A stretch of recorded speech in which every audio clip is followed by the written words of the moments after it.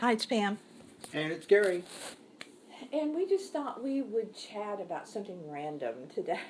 It's nothing. Why not? It's Sunday. It is. It's early on Sunday, and we don't go to brunch for a little bit here. And so just sitting outside watching the sunrise over the Intracoastal. Quite beautiful. Yeah, some mornings it's particularly beautiful. We live near a drawbridge, and so we have enjoyed kind of urban living. There's, I guess, the drawbridge comment was because you're going to get some noise a little bit from living by a drawbridge. But we have been adventuring for quite some time when it comes to where we live and how we live and stuff. And recently, I've been reading a lot about real estate in South Florida, where we are. It's on the Atlantic side where we are. It's outrageous. The cost of real estate is really outrageous, but hasn't stopped us from trying to be adventurous with where we are. No, I think we've always had an attraction to urban living. Yeah. And, maybe, what are the things that attract us about it? I know for me, I like it. It kind of simplifies things a little bit. It puts you in the middle of potentially a lot of cool stuff. Mm-hmm. There's been a revival of redoing old buildings and loft spaces and making them more interesting, and then clustering up restaurants and shopping, and so is that what attracts us? I don't know. I think while you're right, it can simplify things to a certain extent in that you don't have a yard and you don't have we've had pools and things that require a lot of money and maintenance. It can also be complicated and challenging for people who are not of the mindset. They get into this kind of living where you're close to restaurants and shopping and everything, but you're also closer to people. I mean, we've spent years in single-family dwellings where in one we had 6.5 acres and a huge house and lots of room to make noise and have our space. Even then, though, even with single-family living and suburban living, you still have challenges with neighbors and stuff like that. So it's not like you get away from it completely, even when you have 6.5 acres. No, there's always a challenge with every kind of lifestyle. Yeah.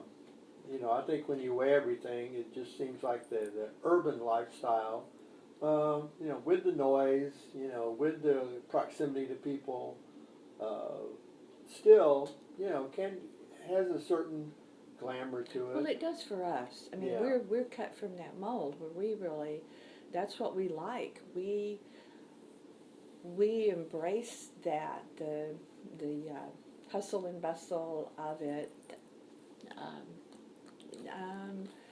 The loft we had in Dallas, for example, was pretty spectacular in its design, and living in a building that was built in 1929 where it had the original hardwood floors and the original plaster cast, I guess, 3 foot by 3 foot crown molding that went around, and the actual design of the loft itself was unique and had a 2-story bedroom was upstairs. Wrapped around the corner of the building. Yeah, penthouse living. Those 23-foot arched windows. Yes, and so we were so fortunate to live in that building. It was right in the heart of downtown Dallas, or is, and so. And it fulfilled the childhood fantasy. Well, it did for me, living in a department store. It was the tightest department store, and there was another big plus to living in that building in Dallas. I was less than 2 blocks from the original Neiman Marcus, the original Neiman Marcus in the fabulous Zodiac Tea Room. So, priorities. Yeah. Yeah.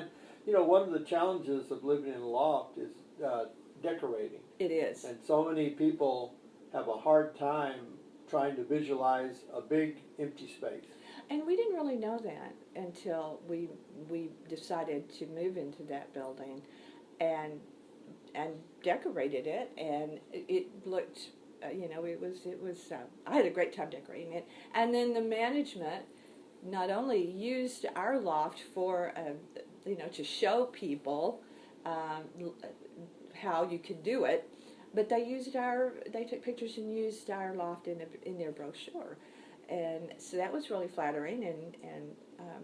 A big tribute to your decorating. Well, thank you, but to you too. We did it together, but that was really fun. It is a challenge where we are to find places. There's of course the exorbitant costs that just keep going up. So I keep predicting a real estate crash, which I hope doesn't happen. But it's just getting out of hand. But also the dog problem that we have faced with it not being very dog friendly in a lot of the buildings around here. So where we are now is somewhat dog friendly. It at least you get to have one dog, 20 pounds or less, and so that was certainly a factor too.